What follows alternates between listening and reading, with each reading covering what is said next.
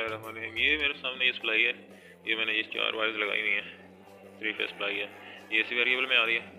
उससे आगे ये मोटर को ये ड्राइव है मेरे पास, एसी वेरिएबल स्पीड ड्राइव। उसके बाद ये मैंने 3 वायर्स जो हैं आगे डायरेक्ट 4 पोल्स का केज इंडक्शन मोटर है, इसको दे दिए और ये आगे मैंने स्टार में कनेक्ट कर दिए। तो अब इसकी स्पीड चेक करेंगे। तो स्पीड चेक करने के लिए ये मैंने रिफ्लेक्टिंग टेप लगाई हुई है, आपको नज़र आ रही होंगी, ठीक है। और ये मेरे पास टेकोमीटर है, ये टेकोमीटर है, टेकोमीटर से मैं इसकी स्पीड चेक कर सकता हूँ। ये आपको नज़र आ रही होगी भी, इसके ऊपर रिफ्लेक्ट होगी तो इसकी आरपीएम बता देगा।